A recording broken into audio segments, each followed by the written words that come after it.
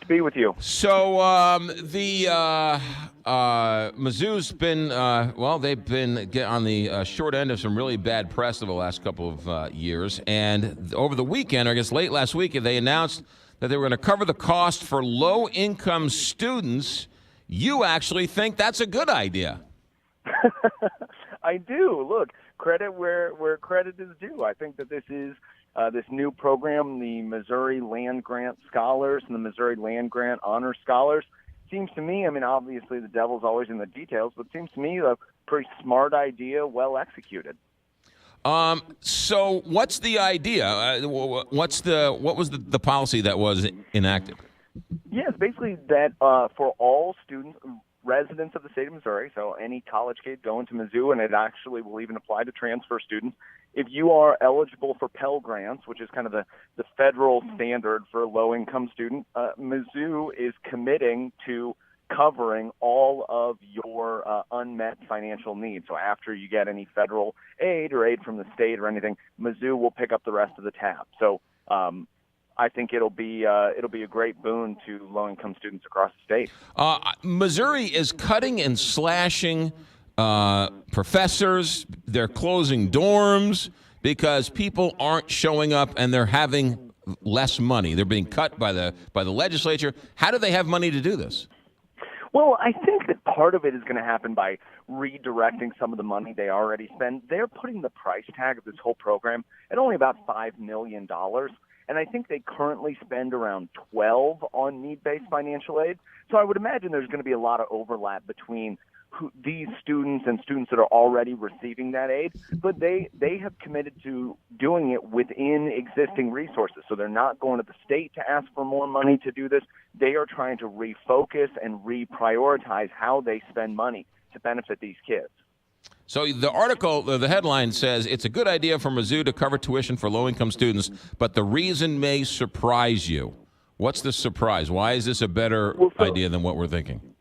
Sure. So, I mean, I outlined kind of two reasons in this blog post up at our website, showmeinstitute.org. And the first one is the obvious one, which is this is why we have public universities. If you go back to, Thomas Jefferson founding the University of Virginia, there's a belief there are lots of low-income children in Missouri who are bright and capable and would thrive at Mizzou, and the reason we have a public institution is so that they're able to do that. But the second piece of it is I actually am really intrigued by the way that Mizzou is choosing to fund this via their existing funding. Unfortunately, something that we've seen across the nation for the last, north of 30 years is as outside providers like the federal government or state governments have provided more aid to students, schools have increased their prices to basically cannibalize that.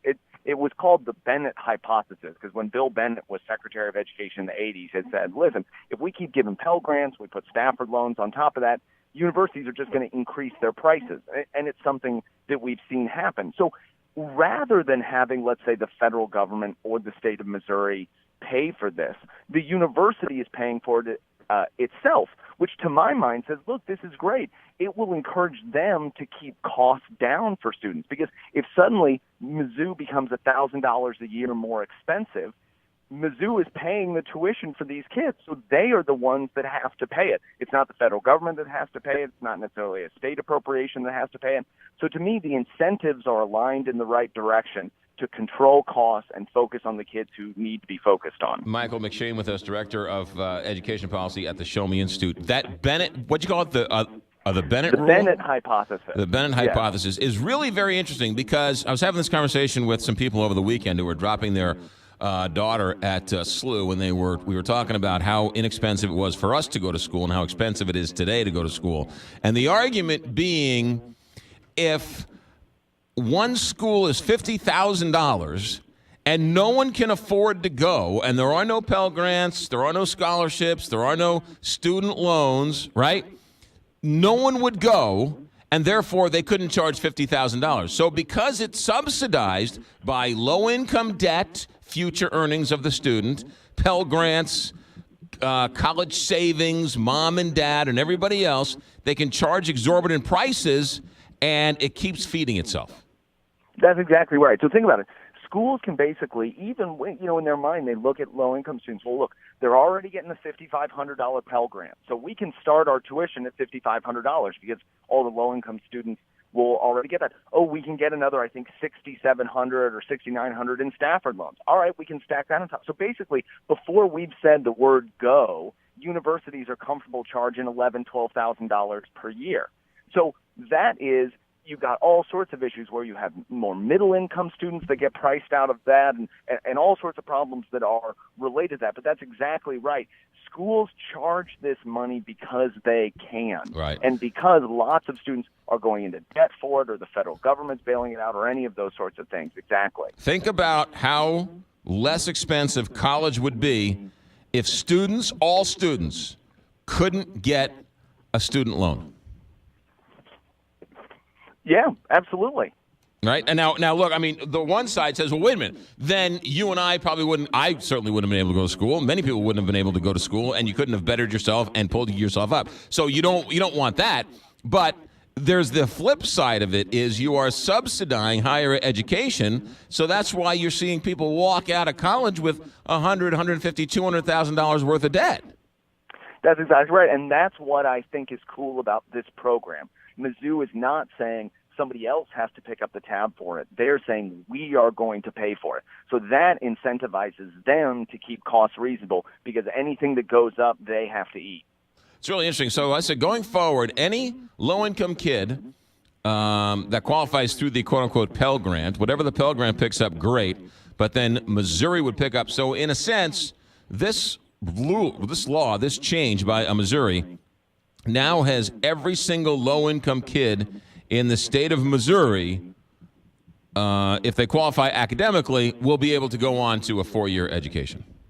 Yes, absolutely. So anybody who's out there listening who may qualify for this, you can send your child or you can go to Mizzou. If you're academically qualified for it, make sure to fill out your FAFSA form.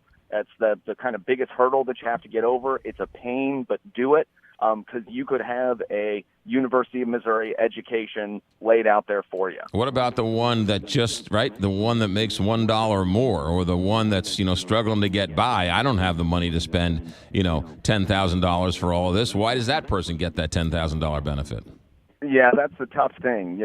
They have to set these kind of income criteria. Now, they're probably going to be available for other programs or other Stafford loans that they'd have to kind of work through the FAFSA and all of that, or working with your college counselor or something like that. Chances are there's some kind of scholarship money or grant money that's out there. You have to really sometimes hunt for it and look for it, but definitely worth still checking out. Yeah, first step to maybe a free state education down the road. But Mike McShane, the website to find out more. It's a good article, good blog post, I should say. Where is it? ShowMeInstitute.org. ShowMeInstitute.org. Mike McShane, Director of Education Policy at the Show Me Institute. Mike, thanks for coming in. Thanks for having me. 8:40.